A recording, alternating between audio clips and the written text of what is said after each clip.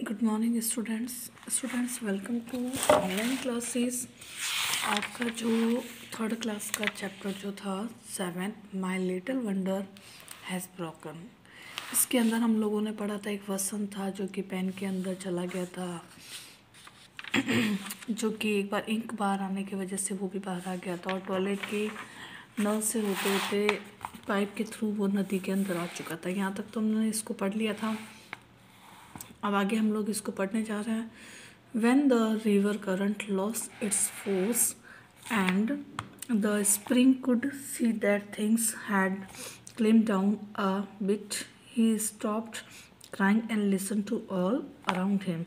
जैसे नदी अपने फोर्स के साथ चल रही थी तो वसंत भी उसके साथ चला। फिर उसको लगा अब थोड़ा कुछ शांत हुआ है तो उसने रोना बंद किया और उसने अपने आसपास वाले वातावरण को सुना। Hearing bird songs and wind in the trees, उसने पक्षियों की आवाज़ और उसके गुनगुनाने की आवाज़ सुनी और पेड़ों की और हवाओं को उसके अंदर देखा। He felt increased to finally open his eyes, अब उसका थोड़ा साहस बढ़ा और उसने अपनी आंखें खोल ही ली। What the spring saw, the pure crystal water of the river, the rich green rocks of the river bed, and all kinds of fishes of many colors, whose skin seemed to dance under the sunlight.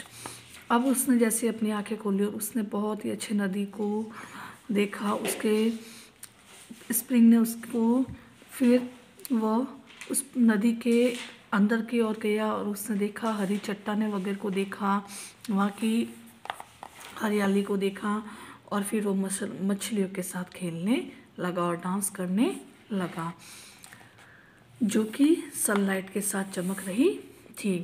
Now he understood that the world was much greater than the space inside the pen, अब उसको पता चला कि जिस pen के अंदर मैं था उससे तो कई गुना ज़्यादा बाहर की दुनिया सुंदर है। That there had always been many things outside waiting to be enjoyed, हो सकता है कि उसकी जो ज़िंदगी थी वो पेन के बाहर वाली दुनिया का इंतज़ार कर रही थी। After spending a wheel playing with the fish, he went over the river bank and then moved on the field of flower, अब कुछ समय बाद खेलने के बाद मछलियों के साथ वो नदी के किनारे की ओर चला गया और एक खेत में गया, फूलों के खेत में या बगीचे में। देयर ही हियर्ड वीपिंग, उसने वहाँ कुछ रोने की आवाज़ सुनी। ही फॉलोड द साउंड, फिर उसने उस साउंड को फॉलो किया। Which took him a lovely flower that had been flattened by a rabbit and could no longer stand up straight, उसने देखा कि खरगोश के द्वारा जो है फूलों को दबाया गया है तो उसने उसको अपनी मदद से सीधा खड़ा किया। The spring realise that he could help the flower, उसको महसूस हुआ कि उसने फूल की मदद की।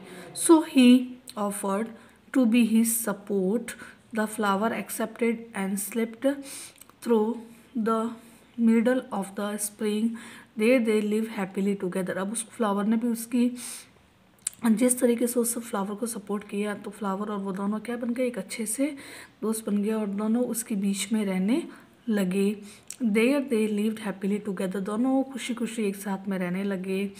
And they would always laugh when remembering how the spring used to think all there was no life being sad and the fearful spirit, वो उस बात को याद करके हंसते थे दोनों जने जब वो स्प्रिंग सोचता था कि बाहर की दुनिया में कोई भी ज़िंदगी नहीं है। स्टूडेंट्स, आपका ये चैप्टर कंप्लीट होता है। इसके अंदर स्पेशल तो कुछ नहीं है, बट ये बताया गया कि कोई इंसान एक जगह पे छिप जाता है तो उसको लगता है वही उसकी ज़िंदगी है। ज़िंदगी बाहर बहुत बड़ी है, बस हमारे अंदर एक थोड़ी सी हिम्मत करने की ज़रूरत है। अगर हम लोग बाहर की तरफ जाके देखें तो हमारी ज़िंदगी बहुत अच्छी है। Thank you students.